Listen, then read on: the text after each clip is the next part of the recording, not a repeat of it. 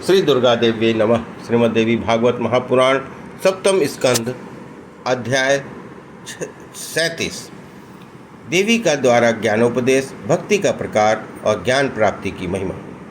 हिमालय ने कहा, माता, आप अपनी वह भक्ति बताने की कृपा कीजिए जिससे मुझ जैसे स्वार्थपरायण साधारण मनुष्य के हृदय में भी सुगमता पूर्वक ज्ञानोदय हो जाए। देवी बोली, राजेंद्र, मोक्ष प्राप्ति साधन हेतु मेरे 3 मार्ग परम प्रसिद्ध हैं, कर्मयोग, ज्ञान योग और भक्ति योग। तीनों में यह भक्ति योग सम्यक प्रकार से संपन्न किया जा सकता है, क्योंकि यह परम सुलभ और मन के अनुकूल है और शरीर एवं चित्त को भी किसी प्रकार का कष्ट नहीं होता। मनुष्य के गुण भेद के अनुसार यह भक्ति भी 3 प्रकार की मानी जाती है। जो दूसरों को दुखी बनाने के उद्देश्य से दंभपूर्वक डाह और क्रोध से भरकर भक्ति करता है, वह उसकी यह भक्ति तामसी है। गिरिराज हिमालय जो दूसरे को पीड़ा तो नहीं देता परंतु अपना ही कल्याण चाहता है, वह जिसका हृदय कामनाओं से कभी खाली नहीं होता, यश और भोग की लालसा लगी रहती है, तथा जो फल पाने की इच्छा से श्रद्धापूर्वक मेरी उपासना करता है, भेद बुद्धि के कारण मुझे अन्य समझता है, उस मंद बुद्धि मानव के द्वारा ही की गई भक्ति राजसी है। जो अपना कर्म परमात्मा को अर्पण कर देता है, पाप को धो बहाने के लिए ही कर्म करता है, वेद की आज्ञा के अनुसार मुझे निरंतर सत्कर्म में लगे रहता है, यूँ मन में निश्चित करके भेद बुद्धि का आश्रय ले मेरी प्रसन्नता के लिए कर्म करता है, उसकी यह भक्ति सात्विक है। सेवक की भेद बुद्धि से की हुई सात्विकी भक्ति मेरा प्राप्ति का सहायक है। पूर्वोक्त राजस और तामस कर्म से मैं कभी प्राप्त नहीं हो सकती। अब मैं श्रेष्ठ भक्ति का विवेचन करती हूँ, सुनो। निरंतर मेरे गुण का श्रवण, नाम का कीर्तन करता रहे। मेरे कल्याण और गुण में रत्नों का भंडार हूँ। मुझ में चित्त को तैल धारा की भांति सदा लगाए रखे। हेतु अथवा अहेतु की मन में कभी कल्पना न उठे। सामीप्य, सायुज्य, सालोक्य, सृष्टि, इन 4 प्रकार की मुक्ति ही ऐषणाओं का कभी मन में उदय न हो। मेरी सेवा से बढ़कर कभी किसी काम को श्रेष्ठ न समझे। सेवक भाव की ऐसी गहरी छाप हो कि जिससे वह कैवल्य मोक्ष भी न चाहे, अटूट श्रद्धा के साथ सावधान होकर केवल मेरा ही चिंतन करे। मुझ में और अपने में निरंतर अभेद बुद्धि रखे। सभी जीव मेरे रूप हैं, ऐसी धारणा सदा बनाकर रखे।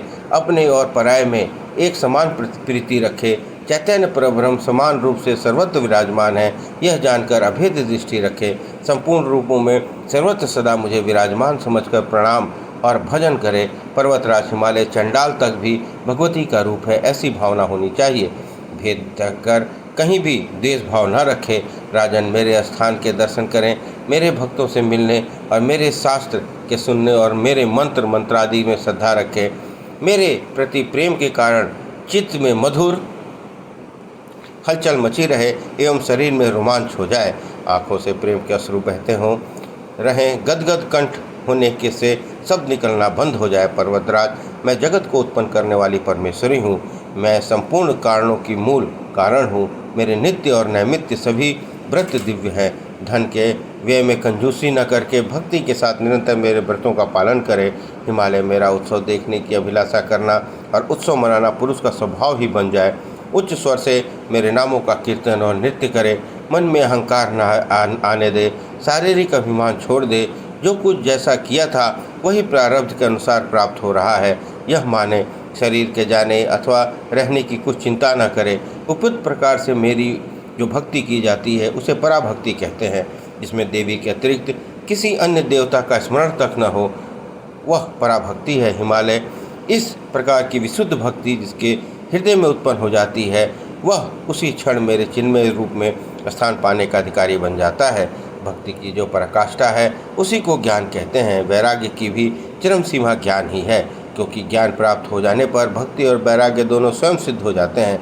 हिमालय, यदि भक्ति करने पर भी किसी मेरे भक्त को ज्ञान प्राप्त न हो तो मेरे दिव्य मणिद्वीप में जाता है। वहाँ जाकर भोगों में आसक्त न होता हुआ वह अपना काल बिताता है। गिरिवर, अंत में उसे मेरे रूप का सम्यक प्रकार से ज्ञान हो जाता है। उस ज्ञान के प्रभाव से वह सदा के लिए मुक्त हो जाता है। ज्ञान मुक्ति का अचूक साधन है, इसमें कोई संदेह नहीं है। सभी मेरे रूप हैं और मैं सब में विराजमान हूँ। मेरे इस रहस्य को जो समझ जाता है उसके प्राण उत्क्रमण नहीं कर सकते। जो सब में ब्रह्म का ही ज्ञान रखता है वह ब्रह्म का चिंतन करते करते स्वयं भी ब्रह्म को प्राप्त हो जाता है। जैसे स्वर्ण का हार गले में है किंतु ब्रह्म समझ लिया जाता है कि वह खो गया है, फिर बुद्धि ठीक हो जाने पर भ्रम मिटते ही वह मिल जाता है, क्योंकि वह मिला हुआ तो पहले से ही था। ऐसे ही पर्वतराज वस्तुतः मैं स्वरूप हूँ, अज्ञान से ही पृथक प्रतीत होती हूँ। जिसके हृदय में वैराग्य तो उत्पन्न हो गया परंतु ज्ञान का पूर्णोदय नहीं हो सका, वह मर गया तो वह ब्रह्मलोक में स्थान पाता है। वह एक कल्प तक ब्रह्मलोक में रहने के बाद पुनः शुद्ध आचरण वाले श्रीमान पुरुषों के घर में जन्म होता है। तत्पश्चात साधन के द्वारा वह ज्ञान प्राप्त कर लेता है। राजन, अनेक जन्मों में सत्य प्रयत्न से ज्ञान की उपलब्धि होती है, अतः ज्ञान प्राप्त करने के लिए भली भांति यत्न करना चाहिए। प्रयत्न में शिथिलता रही हो तो बड़ी बड़ी हानि होती है, क्योंकि वह मनुष्य जन्म पुनः मिलना बड़ा ही कठिन है। यदि किसी प्रकार मानव का जन्म मिल भी गया तो वर्णों में ब्राह्मण और उससे भी वेद पाठी होना महान दुर्लभ है। साथ ही सम दम तितिक्षा आदि 6 संपत्तियां, योग सिद्धि तथा उत्तम गुरु, इन सब का मिलना तो सुलभ है ही नहीं। इंद्रियों में कार्य करने की क्षमता आ जाए और शरीर में सदा पवित्रता बनी रहे, यह भी सहज नहीं है। जब अनेक जन्मों के पुण्य सहायक होंगे तब पुरुषों के मन में मुक्त होने की इच्छा उत्पन्न होगी। जो मनुष्य इस प्रकार के सफल साधनों से संपन्न होकर भी ज्ञान की प्राप्ति के लिए प्रयत्न नहीं करता, उसका जन्म लेना व्यर्थ है। अतएव राजन, भक्ति के अनुसार ज्ञान प्राप्ति के लिए यत्न करने के लिए तत्पर हो जाना चाहिए। ज्ञान मार्ग पर चलते समय एक एक पद पर अश्वमेध यज्ञ का फल मिलता है। दूध में छिपे हुए घृत के भांति प्रत्येक प्राणी के हृदय में ज्ञान गुप्त रूप से छिपा है। प्राणी को चाहिए कि मन रूपी मथनी से निरंतर मत कर उसे प्राप्त कर लें। वेदांत की डुग्गी पीटकर यह घोषणा कर दी है कि ज्ञान प्राप्त कर लेने पर मानव कृतार्थ हो जाता है। हिमालय ये सब बातें संक्षेप में कह दी, अब आगे और क्या सुनना चाहते हो। इस प्रकार श्रीमद् देवी भागवत महापुराण 7वां स्कंध अध्याय 37 संपन्न हुआ। बोलिए दुर्गा महारानी की जय।